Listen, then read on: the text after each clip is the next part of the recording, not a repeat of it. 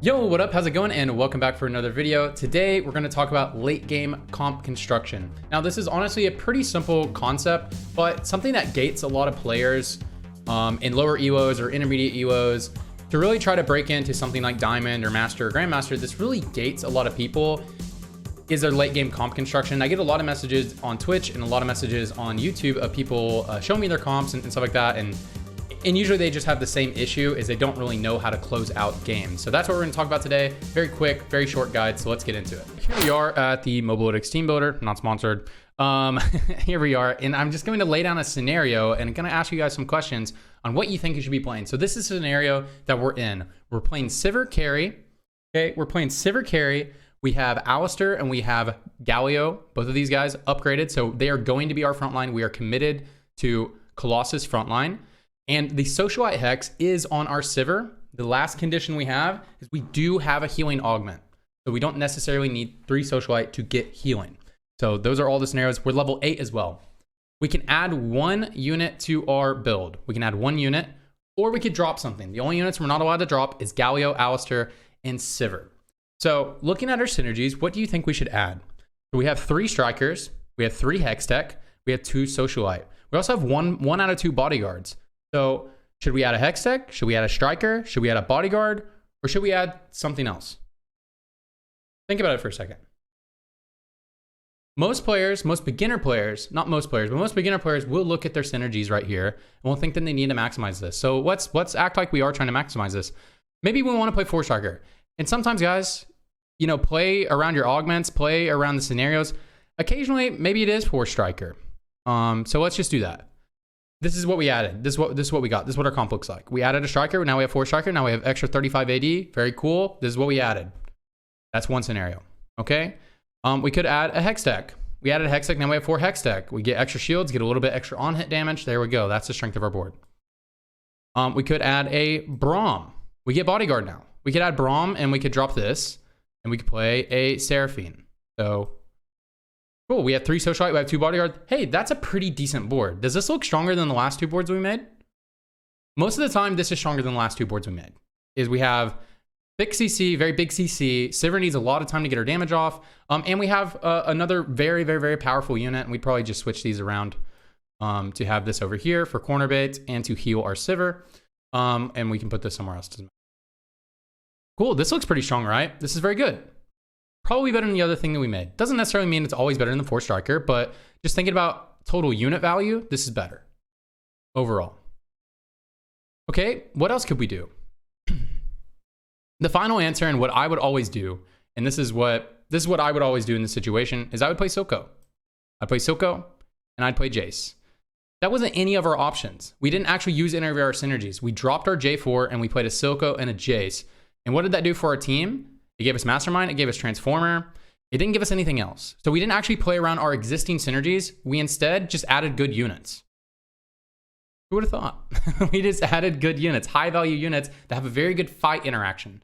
So the point of this video is what I'm trying to show you guys is that, and this stuff isn't always true. I'm going to talk about game balance in a second because game balance can have an impact on this philosophy, but just stay with me and don't think about game balance real quick. Just stay with me for a minute.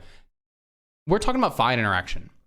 So if we played 4 Striker, that's probably the highest damage of the variations I just showed is the 4 Striker version where we just add an Aurelia or something, and that gives us 4 Striker. That's probably the strongest version if we're trying to make a high DPS build, except for this one. This one doesn't give us any extra damage, but the fight interaction does. So let's just talk about the fight interaction. Silco is going to give mana to Sivir and give mana to Jace. That is going to make Sivir cast earlier, and she gains her attack speed and starts her bounces way earlier into the fight. Jace is going to get buffed, and he's going to buff Sivir's attack speed. Now, what do you think is worth more? Sivir ulting 2 seconds earlier, Jace ulting 2 seconds earlier, or 35 AD? What do you think is more worth? What do you think is going to give you more damage? It is 99% of the time going to be Jace and Silco buffing your Sivir. That is just what it is. And the other part of that is Silco is going to buff your frontline. So when you're playing Colossus frontline, yeah, they're super tanky. But we're only going to be able to itemize one of them probably. So we're itemizing Alistair. So it's very likely that Silco is always going to buff this Galio first. That's just how it is. And I mean, we could frontline this guy as well and get him buffed super early as well. So Galio's going to fight for 5 seconds because a lot of people will be like, well, Silco's going to kill my big front line. Well, Galio's going to fight for 5 seconds. Silco, he's going to ult, and then Silco's going to buff him after he ults, and he was going to die in 2 seconds anyways. So he's still going to get the 6-second Silco buff most likely, get some value from that, tank some autos, tank some abilities, and it's going to be great. He'll do the same thing with this. He'll do the same thing with Jace. And if the fight ever goes the distance and Silco's still alive and he buffs your Sivir, getting Sivir with the juice with Rage Wade, it's nuts, guys. So this is what I'm talking about is fight interaction. Because I get a lot of people sending me, they're like, I had a 7 Kimtech board and I had Kimtech overload and I lost the game. Not calling anybody out. That's just an example I'm just remembering. And I'm just like, well, you know, I don't know how you played the rest of the game. Maybe you played the early game really bad. A lot of times, guys, you create really good late game comps and you lose. And I get a lot of people who will like send screenshots on Twitter and stuff like that. And they'll just be so toasted like, I played this and I still lost. Like I had 4 2-star legendaries. Like, well, maybe one other person also had a really powerful comp. Or maybe you had a bad fight interaction with someone else. Guys, if you don't play the rest of the game right and you have 8 HP going into stage 5, doesn't matter how strong your board is, there's probably one person who beats you. So that's just reality. Now, the thing I want to say about game balance real quick, because a lot of people will see this and they'll be like, well, the best way to play the game at the beginning of the set was not to do this. Like you would not want to flex around your units. You would not want to do that. You would want to play 6 hex tech and you would just want to stack synergies. And so a lot of players get trapped in that. And no flame to the devs, but they're just really bad at releasing this game balanced. They're just really bad at it. No flame to them. I think it's a really hard job. But the reality is just they are really, really, really bad at releasing the game. And so when the game gets released, some of the easiest ways to play the game are the best ways to play the game, which is vertical. Because just the devs don't know how to release a game where that is not the case. That's either that's way too strong or random legendaries are way too powerful and you have to play them in every single comp. Which we got the best of both worlds of that in, or the worst of both worlds, I guess, in this set in 6.5. So what I want to explain here though, is every set eventually gets balanced to this way. It seems to be a very intentional goal of the designers that the later the set goes on, the more it is balanced around flex play. The devs want flex play to be meta. And so the later you get into the set, or the later you get into, especially in a 0.5 set, the game gets balanced this way. And the reason why the game gets balanced this way, to where adding units that give you better fight interaction rather than just scaling up your synergies, is because it is much more difficult to play that way. And when they make the hardest way to play the game the best way to play the game, which is flex play typically, what happens is in high elo, people like me get to express their skill against other players. And that's very fun. And for low elo players, most low elo players don't know how to properly play flex play, as it is the hardest way to play the game. So most players in low elo don't actually know how to play flex play, even if they are a flex player. That's just a reality. And so if you do learn how to play flex play, you will climb so fast. So if you are on the lower end of play and you actually learn flex play when the meta is starting to flex and you really want to be a great player, you will start to climb so much and you will start to get so much better. That's not to say you have to be a flex player to be high elo. You definitely do not. You can degen and you can find a degen strat every single patch. Every single patch there's a degen strat. But if you truly want to just become a better player and not just like try to hit an elo mark, you want to become a better flex player, you need to start thinking like this and playing like this, because the game will always eventually be optimized around this type of play style. That's just how it is.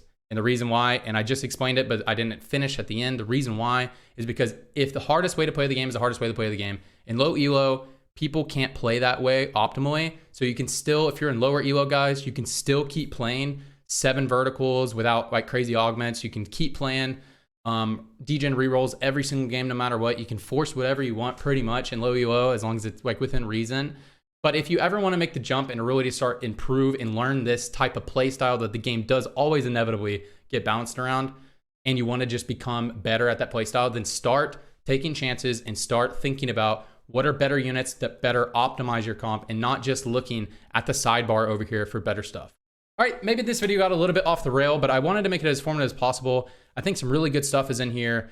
And again, I'm not trying to throw any shade at lower elos. I think a lot of people misunderstand when I talk about like vertical and stuff like that. And I apologize for nothing, because that is not my intention. I apologize for nothing, but I want you to know that's not my intention. My intention is to show you some areas in which you can just improve as a player and get better. And again, not everyone has to be a flex player to be a high elo player, but it is a very important skill to be a well-rounded player. And it just opens up so many doors. That out of the way, that's the end of the video, guys.